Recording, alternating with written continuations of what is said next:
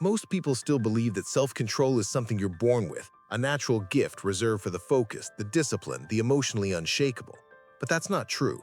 Self-control isn't luck, talent, or genetics. Self-control is construction. It's inner architecture. It's the ability to lead your own mind before it decides to lead you. And here's the part almost no one notices. You don't lose control because you're weak. You lose it because no one ever taught you how to take command. You grew up reacting instead of choosing, avoiding emotions instead of understanding them, obeying impulses that promised relief but always delivered regret. Today, you're going to understand how to build real self-control, not the superficial take a deep breath type, but the kind of self-control that reshapes your identity, your decisions, and your ability to do what needs to be done even when your mind tries to run. To do that, you need to understand the 5 internal pillars that support anyone with strong self-control. When these pillars are solid, everything changes. Your impulses weaken, your clarity increases, and your life finally starts moving in the direction you choose, not the one the world pushes you into. Pillar 1. An impulse is not a command. Most people lose control because they believe everything they feel needs a reaction. Feel anger? React. Feel desire? Do it. Feel fear? Retreat. Feel anxiety? Freeze. But an impulse is just a signal, not an order. It's an automatic suggestion from the brain, designed for survival, not evolution. Self-control begins in the space between impulse and action.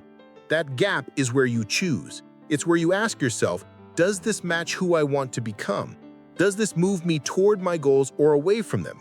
The smaller that space is, the weaker you are. The larger it is, the stronger your self-control becomes. Your mind must learn this. Feeling is allowed, acting is optional. Pillar 2. Build a mind that can handle discomfort. Absolute self-control isn't about avoiding negative emotions. It's about enduring them without falling apart. People with strong inner control don't live without fear, anxiety, or impulses. They simply feel all of it and still act.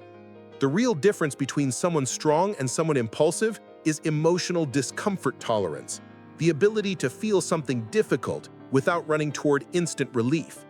Every time you resist the urge to check your phone, snap at someone, quit early, or chase quick pleasure, you strengthen that emotional muscle. Discomfort is the price of freedom. Whoever can tolerate discomfort controls their own life. Pillar 3. Master your internal narrative. Self-control isn't a battle against emotion. It's a battle against the story your mind tells. The impulse itself is weak. What destroys you is the narrative you attach to it. Just this once. I deserve it. It's not a big deal. I'll make up for it later. These lines seem harmless, but they quietly sabotage everything. People with strong self-control reverse the script. Instead of I can't, they say I can, it'll just be uncomfortable. Instead of this is hard, they say this is hard but necessary. Instead of I deserve rest, they say I deserve results. Your internal dialogue is the architecture of your behavior. Change the narrative, change the action. Pillar 4. Set clear internal rules. You can't beat your impulses if you decide everything in the moment. Self-control depends on rules made before the emotion hits. Simple principles like, I don't touch my phone before I finish X. I work out even if I don't feel like it. I don't argue when I'm emotionally charged. Rules remove decision-making from the emotional state and place it in rational clarity. It's far easier to follow a rule created in calm than to negotiate with your impulses in chaos. Self-control doesn't start during the fight. It starts in the preparation. Pillar 5. Build identity instead of relying on motivation. This is the most powerful pillar. Real self-control comes from identity, not motivation. You act correctly not because you feel inspired, but because it's who you are. An impulsive person relies on emotion. A strong person relies on identity. An identity is built through repetition. Every time you resist an impulse, your identity strengthens. Every time you follow through on your word, your foundation solidifies. Every time you face discomfort, you tell yourself, I'm in command. Developing absolute self-control isn't about fighting yourself. It's about organizing your mind so it supports you instead of sabotaging you. The emotions still exist, but they don't control you.